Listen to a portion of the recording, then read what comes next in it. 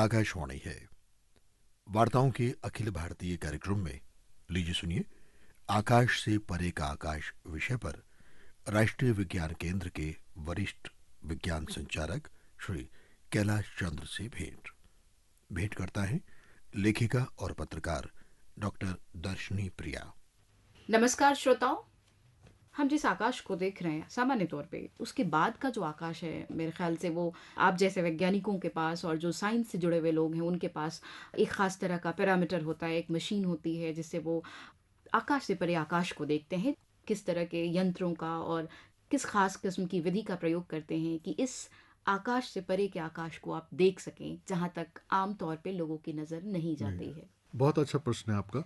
और हम सब एक सौर मंडल के बारे में तो जानते हैं जी कि सूर्य है और उसके चारों तरफ हमारे 8 ग्रह और एक 9वां बौना ग्रह जो है वो चलते हैं। जी जी हम पृथ्वी के चारों तरफ जो दिन में देखते हैं जी। वो हम देखते हैं कि आकाश में पंछी उड़ रहे हैं, कोई हवाई जहाज ऊपर जा रहा है, हम्म और रात को हमको तारे और ग्रह दिखाई देते हैं, चमकते हैं। हम्म और उसके अलावा कभी कभी लोग ये भी देखते हैं कि कोई उपग्रह है जो मानव रचित है, हम्म या कोई ड्रोन, ये भी आकाश में आजकल घूमते हुए दिखाई देते हैं। हम्म तो ये तो वह कि हमारे तुरंत जहाँ पर हम रहते हैं जी इस पृथ्वी पर जी। ये आकाश तो हमें डेली दिखता दिखता है, है रोज दिखता आमतौर दिखाई से। देता है। हम्म अब इससे थोड़ा दूर अगर देखना हो जी तो हम अपने व्यक्तिगत जीवन में भी ये करते हैं। अगर हमको एक पहाड़ से थोड़ा दूसरे पहाड़ को देखना होगा जी जी। तो हम नहीं देख पाते ठीक से, तो हम एक दूरबीन का प्रयोग करते हैं हम्म और उसके द्वारा उस चीज को देखते हैं। दूर की छोटे से पक्षी को भी फिर हम देख सकते हैं। हम्म इसी तरह की तकनीक वैज्ञानिक भी अपनाते हैं। उस यंत्र को बोलते हैं टेलीस्कोप। हम्म अब टेलीस्कोप आज से 400 साल पहले से मतलब काम में लिए जा रहे हैं, जी और गैलीलियो पहले वैज्ञानिक थे जिन्होंने इसका उपयोग किया। जी और तब से लेकर अभी तक हम आकाश में इनको लेंस या दर्पण जी जी। इनके द्वारा दिखते थे। हम्म हैं? उसमें टेलीस्कोप में एक लेंस लगाया जाता है, एक हम्म दूसरा लेंस उस पूरी प्रकाश को लेकर, हम्म और फिर तब हम उस मतलब जो भी हमारा पिंड है उसको हम बड़ा होकर देख सकते हैं। जी अगर आज हम्म आकाश में आप देखेंगे जी तो आप वीनस यानी शुक्र ग्रह को, शनि के जो रिंग हैं उनको जी देख सकते हैं। जी जी तो ये आप एक साधारण से ऑप्टिकल टेलीस्कोप से देख सकते हैं। जी। लेकिन अब आंखों की जैसे एक सीमा है वैसे ही हम्म इन ऑप्टिकल इंस्ट्रूमेंट्स की भी एक लिमिट है। जी जी। तो जब हम सौर मंडल से बाहर जाते हैं, हम्म यानी कि सूरज जी और उसके 8 ग्रह, हम्म। और उसके बाद में छोटा ग्रह जो है, जी उसके बाहर जब हम जाते हैं हम्म तब हम तारों से घिर जाते हैं। हम उसको बोलते हैं इंटरस्टेलर यूनिवर्स का जी पार्ट। उसमें हम जब जाते हैं तो वहां पर हमको बहुत सारे पिंड ऐसे दिखाई देते हैं जो हमारे ही जैसे हैं, जी। और उन पृथ्वी सब को, जैसे। हाँ, पृथ्वी जैसे हैं, जी। पृथ्वी या सोलर सिस्टम यानी सोलर सौर सिस्टम। मंडल के जैसे हैं। हम्म। और वो सब मिलकर इस इंटरस्टेलर हम्म नेबरहुड यानी कि पड़ोसी का एक तरह से हमारे लिए किरदार निभाते हैं, और हम तारों के बीच में होते हैं। हम्म और उसमें हमारे पास बहुत सारे मिल्की वेज यानी कि गैलेक्सीज भी होती हैं, हम्म और हम धीरे धीरे उन तक पहुंचते हैं। जी लेकिन इन तक भी पहुंचने के लिए वैज्ञानिक जो है एक सीमा तक जा पाते हैं, हम्म और उसके आगे जो है फिर हमारे पास में 2-3 और सीमाएं हैं जहां पर हमको वैज्ञानिक अपने सूक्ष्म जो उनके यंत्र हैं उनके थ्रू ले जाते हैं। हम्म इनमें हम लोग करोड़ों जो हमारे किलोमीटर का डिस्टेंस है, जिसको कुछ दूरी के बाद में हम लोग नापते हैं लाइट ईयर्स में। जी यहाँ जी। थोड़ा सा मैं इसको विस्तारित करेंगे। विस्तारित जी करना जी। चाहूँगा। एक लाइट ईयर का मतलब होता है हम्म कि प्रकाश जो एक साल में दूरी चल पाए, जी और वो है लगभग 9.461 हम्म ट्रिलियन किलोमीटर्स। जी। अब सोचें, काफी एक लंबी किलोमीटर दूरी। कितना है और दो कितना होता है, जी आपका जी शहर कितना बड़ा जी होगा, जी। भारत देश कितना ये बड़ा हमारे है। अनुमान से भी हाँ, परे। तो इतना एक लाइट ईयर होता है। जी जी। अब इतना लाइट ईयर जो होता है हमारे, जब हम आगे आगे बढ़ते जाते हैं तो इसमें करोड़ों लाइट ईयर का प्रकाश दूरी पर हमारे पास बहुत सारे पिंड हैं, जी और वो अलग अलग गैलेक्सीज और अलग अलग तारों और इन सब का जुड़ाव है। यानी कि मेरा कहने का मतलब ये है कि हम दूर से दूर जो हम इस यूनिवर्स को, इस ब्रह्मांड को देख सकते हैं, उसमें करीब करीब 2 लाख करोड़ गैलेक्सीज हैं। जी जी। और ये जो है करीब करीब 9,300 करोड़ लाइट ईयर, जैसे मैंने अभी कहा लाइट ईयर कितना होता है, 9,300 करोड़ लाइट ईयर के दूर तक फैला हुआ है, जहां तक हम अपने इंस्ट्रूमेंट यानी यंत्रों के द्वारा वहां तक पहुंच देख सकते हैं। सकते हैं, पहुंच बना सकते अच्छा, इसमें थोड़ा सा मैं एक चीज कहना चाहूंगा एक जी। एग्जाम्पल के द्वारा, कि जैसे हम डॉक्टर के पास जाते हैं, हैं। हम्म तो डॉक्टर हमारे अगर चमड़ी पर कोई चर्म रोग है तो उसको देख लेता है, हम्म लेकिन अगर वो हमारे भीतर देखना चाहता है तो हम्म वो एक्सरे लेता है, हम्म वो स्कैनिंग करता है, जी आजकल जी पेट स्कैनिंग करता हम्म है, और भी वो बहुत सारी भीतर चीज़ें पहुंचने भीतर की पहुंचता कोशिश है, करते हैं। खून की जांच करता है, हम्म ठीक है। तो इसी तरह से वैज्ञानिक भी एक विधि का या एक तरंगों का यूज करते हैं जिसको हम बोलते हैं इलेक्ट्रोमैग्नेटिक स्पेक्ट्रम, यानी कि विद्युत चुंबकीय वर्णक्रम।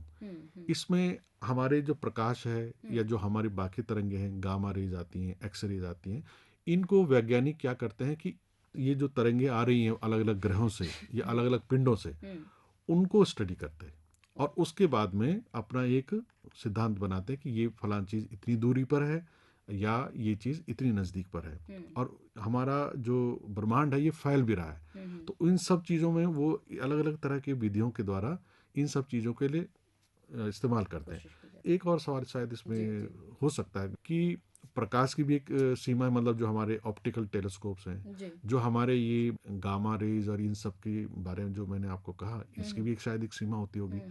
तो साइंटिस्ट क्या करते हैं कि इन इंस्ट्रूमेंट्स को बड़े बड़े उपग्रहों के साथ में लेकर बहुत दूर तक छोड़ देते हैं, और वो अंतरिक्ष में अंतरिक्ष में, तो वो उन्हीं तरंगों के बीच में चला जाता है जहां से इनकी उत्पत्ति हो सकती है, हो रही है, और हम उन तरंगों को उनका संज्ञान लेके उनको स्टडी करके फिर हम कोई चीज़ को के बारे में जानते हैं। तो यानी कि ये हमारा ब्रह्मांड बहुत बड़ा है और वैज्ञानिक लगातार पीछे दौड़ रहे हैं उसको कहाँ तक बड़ा है। जिस हम ब्रह्मांड की बात करते हैं, जिस विस्तारित आकाश को हम देखते हैं, ये ब्रह्मांड कैसे बना होगा? अक्सर लोगों के भीतर ये जिज्ञासाएं होती हैं।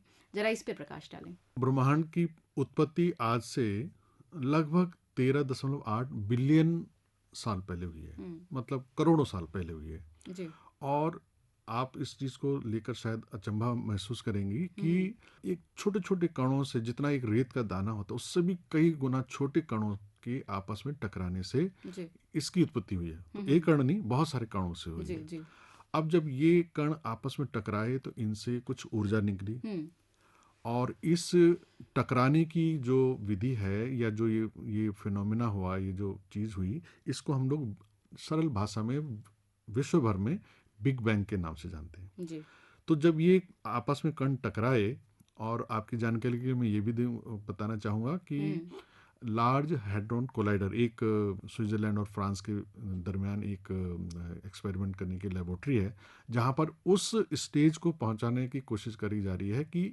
शुरुआत में क्या हुआ, कि ये ब्रह्मांड बना कैसे, जी जी तो कितनी ऊर्जा निकली, उस ऊर्जा से क्या हुआ आगे।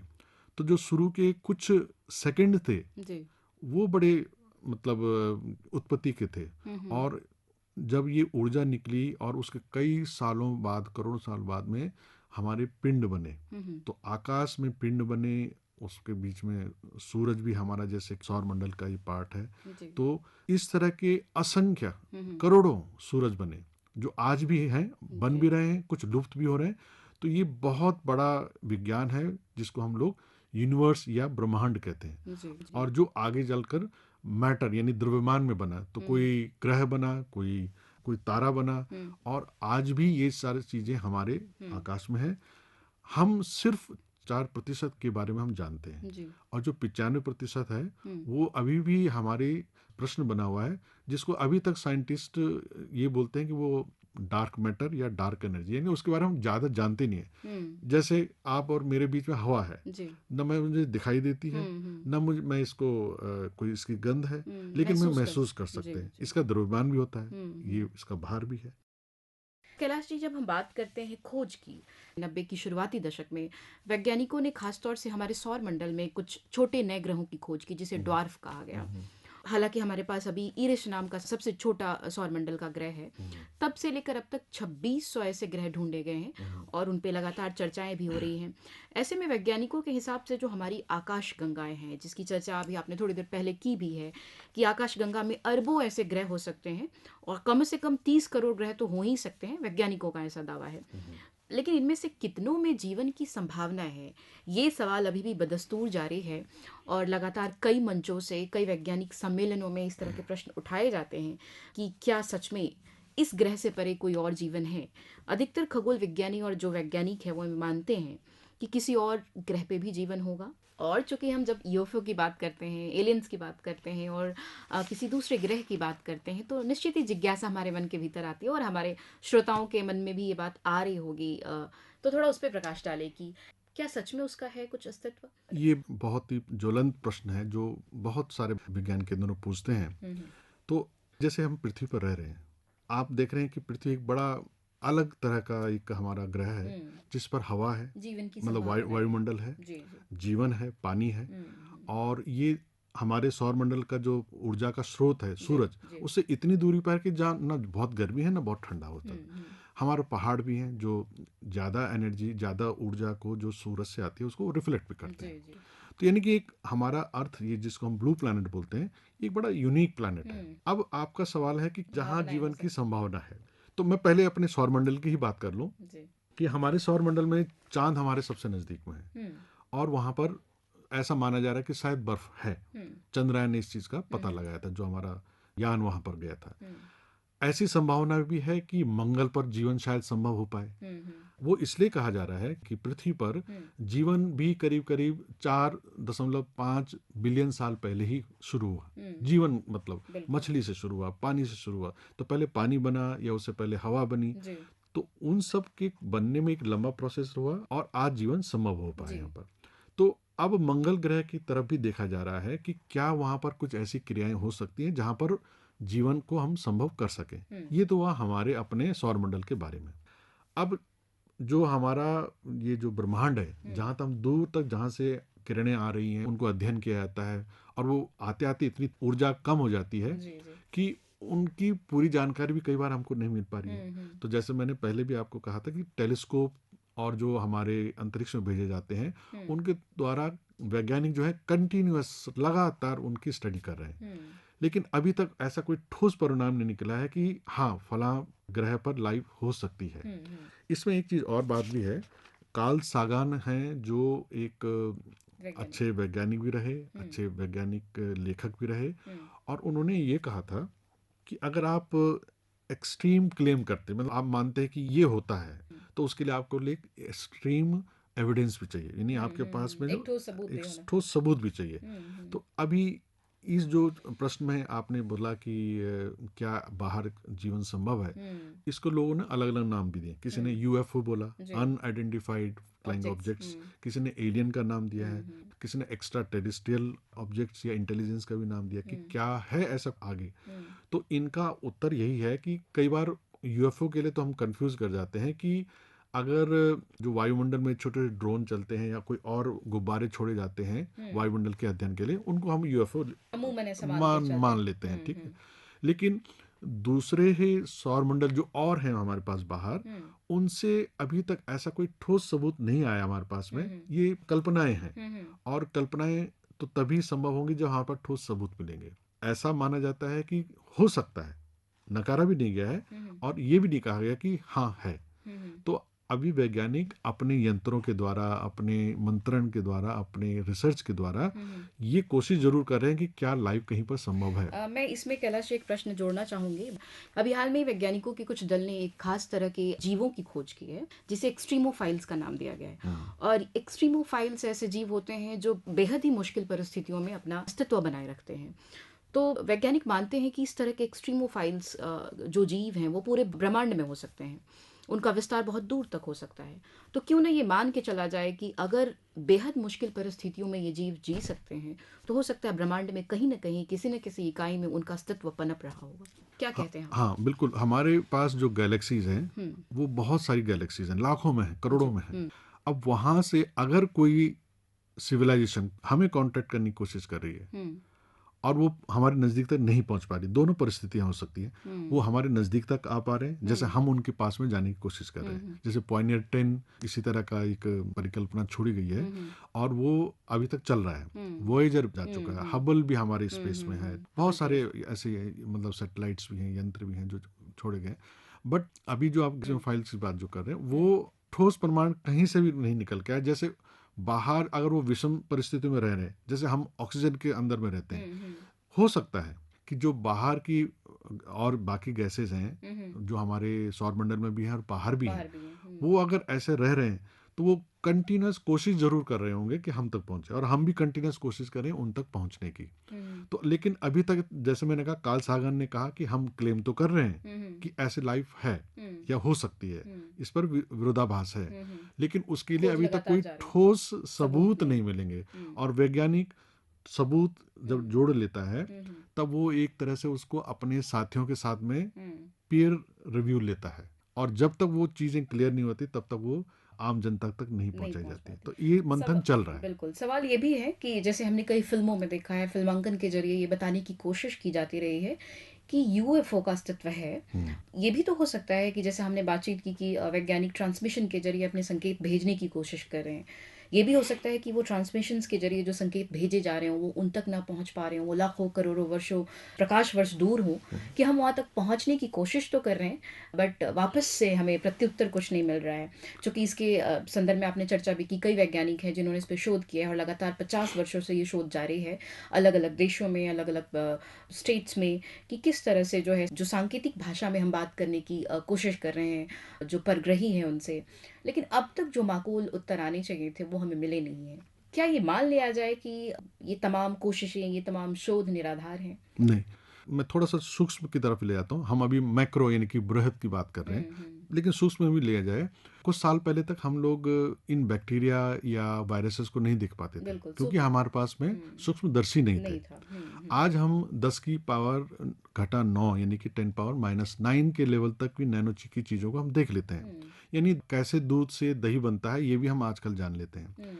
अब जब हम बाहर की तरफ जा रहे हैं, सौरमंडल से बाहर जा रहे हैं, और बहुत बड़ा सौरमंडल से बाहर का ब्रह्मांड है, तो बाहर के लिए भी जो जैसे जैसे हमारे यंत्र और सोफिस्टिकेटेड होते जाएंगे, उनकी विकसित होते जाएंगे, हम और आगे बढ़ते जाएंगे। तो जब हम आगे बढ़ेंगे और दूर की चीज़ों को देख पाएंगे, तब ही वैज्ञानिक ये शायद कंफर्म कर पाएंगे या उनके पास और सबूत आएंगे इलेक्ट्रोमैग्नेटिक स्पेक्ट्रम के थ्रू या रेडिएशन के थ्रू या कॉस्मिक रेज जो आती हैं उनकी स्टडी के थ्रू, और जो सिग्नल्स आएंगे उनके बाद ही ये कुछ निष्कर्ष निकाल सकते हैं। बट हाँ, अभी तक ये चीज़ लेके चला जा रहा है कि वो भी कोशिश में है, हम भी कोशिश में है। अब कौन पहले किसको ढूंढ सकता है, अगर हैं तो अभी तो मतलब प्रश्न है। संभावनाओं का संभावनाएं विस्तार। तो हैं, विज्ञान में हमेशा संभावनाएं होती हैं। जी, जी। जो न्यूटन ने खोजें करी उसको आइंस्टाइन ने झुटलाया, तो जो आइंस्टाइन ने आज बातें करी हैं उसके लिए आगे खोज चल रही है कि क्या वो सही है या गलत है। तो विज्ञान में फाल्सिफिकेशन एक शब्द है कि हम एक वैज्ञानिक की बात को झुटला भी सकते हैं आने वाले समय पर, तो अगर तथ्य पूरे मिलेंगे तो आपकी बात का तो ये भी अभी उत्तर न नहीं हाँ मिला। है न पूरी तरह जी। से ना भी है। कैलाश जी, ये बताएं कि हम स्पेस साइंस की बात करते हैं, खगोल विज्ञान की बात करते हैं, हमारे यहाँ इसरो है, और अंतर्राष्ट्रीय स्तर की बात करें तो नासा इसको लेकर बहुत काम कर रहा है। लेकिन भारत में जिस तरह की हम एक वैज्ञानिक संकल्पना की बात करते हैं, हम बच्चों को विज्ञान की तरफ ले जाने की बात करते हैं, उनको उन्मुख करने की बात करते हैं, वो एक लालित्य भाव नहीं दिखता बच्चों में। तो हम बच्चों को साइंस और खगोल विज्ञान से कैसे जोड़ें, बच्चों को विज्ञान से कैसे जोड़ें, और विज्ञान को कितना क्रिएटिव, रचनात्मक बनाया जाए कि वो सहज भाव में बच्चों के साथ एकाकार हो जाए। जिस संस्थान से ताल्लुकात रख रहे हैं, या हमारे देश की जो संस्थान है, वैज्ञानिक संस्थान है, जो विज्ञान से जुड़े संस्थान हैं, क्या कुछ कर रहे हैं इस बारे में, और क्या कुछ किया जाना चाहिए ताकि बच्चे ज़्यादा से ज़्यादा जुड़े और उनकी रुचि बढ़े? आपके ही प्रश्न में एक शब्द आया था, नव चेतना या इनोवेशन जिसको बोलते हैं, नव परिवर्तन। नवोन्मेष। हाँ, नव परिवर्तन बोला जाता है। अब ये माना जाता है कि आप एक स्कूली पढ़ाई से ये सब चीज़ें नहीं कर नहीं सकते। संभव है। तो अब वैज्ञानिक जो कम्युनिटी है ये हमेशा कोशिश कर रही है कि बच्चों को बचपन से ही, बचपन का मतलब है कि जब वो चौथी पांचवी के बाद आ जाते हैं, उनके अंदर में क्रियाशीलता बहुत ज़्यादा होती है, आप तब से ही उनको विज्ञान की तरफ रुझान करें उनका। विज्ञान कैच दम यंग, मतलब जब वो मतलब इस शुरुआती काल से ही शुरुआती जो बच्चों को काल विज्ञान है, के प्रति जोड़ा जाए, बिल्कुल विज्ञान बिल्कुल से जोड़ा जाए। विज्ञान से जोड़ा जाए। भारत देश में खगोल शास्त्र या आकाश का दर्शन जो है बहुत नया नहीं है। हमारे पुराने जो वैज्ञानिक रहे हैं या मैथमेटिशियंस रहे हैं या दार्शनिक रहे हैं, आर्यभट्ट, भास्कर, लीलावती, इन्होंने बहुत काम किया है जो बेसिक मैथमेटिक्स और जो आधार है इन सब चीज़ों का, इन्हीं चीज़ों को लेके हुए आगे जाते हुए हमारे देश में अब टेलीस्कोप इतने अच्छे अच्छे आ चुके हैं। लद्दाख में हेनले है और हबार उसका नाम है, high altitude gamma rays observatory. तो वो उस तरह और से ये है। क्या कर रहे हैं हमारे ये श्रोताओं को बताएं। जैसे मैंने पहले एक आपको शब्द इस्तेमाल किया था कि बहुत सारी तरंगे होती हैं और डॉक्टर जैसे हमारा कैसे कैसे जांच करता है, तो गामा रेज ऐसी हैं कि जो हमारे अंतरिक्ष में पाई जाती हैं, वो ज़्यादा दूर तक नहीं आ पाती, तो उनको हमारे वैज्ञानिक इन ऑब्जर्वेटरी से उनके नज़दीक तक पहुंचने की कोशिश करती हैं, या तो सैटेलाइट में डाल के, जैसे इसरो ने एक एस्ट्रोसैट डाला है, जी, जी। मतलब स्पेस में डाला हुआ है, और वो ब्रह्मांड की बहुत सारी जानकारियां लाकर हमें दे रहा इकट्ठा है। करता ठीक है। है, तो इसी तरह से हेनले जो लद्दाख में बहुत हाई एल्टीट्यूड में, बहुत ऊंचाई पर है, वहाँ किया जा रहा है। जी। तो और शुरुआत में मैंने एक बात भी कहा था कि ऑप्टिकल, यानी जो हम लोग लेंस या दर्पण के विधि से हम लोग जानकारी ले सकते हैं, उसकी एक लिमिट आ जाती है, जी, एक जी। सीमा होती है। लेकिन ये जो विद्युत तरंगे, विद्युत चुंबकीय तरंगे होती, ये काफ़ी आगे तक हम इनको पकड़ सकते हैं जो स्पेस से आती हैं। तो भारत में अभी 15 जगहों में, उदयपुर हो या कोडाईकनाल में हो, नैनीताल में हो, बहुत जगह में ऐसे स्थानों वेधशालाएं पे हैं, वेधशालाएं जी, हैं। जी। और इसरो तो इस पर अपना अंतरिक्ष का काम करता ही रहता है। तो ये जेएमआरटी पूना में है, जाइंट मीटर रेडियो टेलीस्कोप, बहुत बड़ा है। और इसी तरह से ऊटी में रेडियो टेलीस्कोप है, और उसकी खासियत ये है कि 30 रेडियो टेलीस्कोप एक 11 डिग्री के ढलान पे लगे हुए हैं, जो नेचुरल है, अच्छा। ना उसको बनाया गया है। वाह। तो ऐसे मतलब ये वैज्ञानिकों का ही तो शोध है कि उन्होंने इन सब चीज़ को एक इंफ्रास्ट्रक्चर डेवलप किया हुआ है। जी, जी।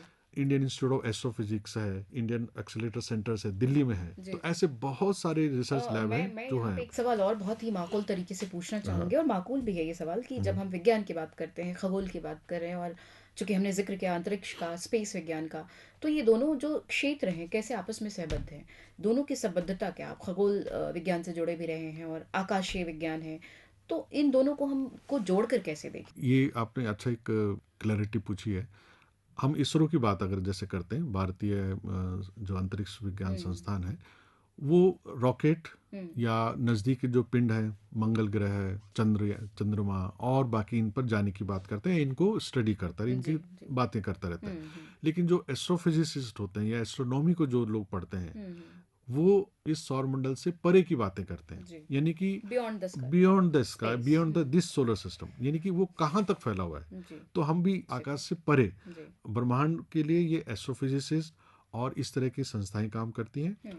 और जो नज़दीक में हमारे ग्रह हैं, उन पर ज़्यादातर हमारा जो इसरो है, अंतरिक्ष विज्ञान, वो काम करता है। तो स्पेस एक थोड़ा छोटा एरिया हो जाएगा और ब्रह्मांड एक बहुत बड़ा एरिया होता है। तो ये दोनों में डिफरेंस वो है। विस्तारित है। हाँ, तो ब्रह्मांड को देखने के लिए आपके पास टेलीस्कोप चाहिए, सैटेलाइट चाहिए। जो बहुत दूर तक जा जी, सकें, जी, जिसकी करोड़ों क्षमता भी। हाँ लाखों साल तक चलते जाएं और संदेश भेजते जाएं, आप उसको देखते रहते हैं।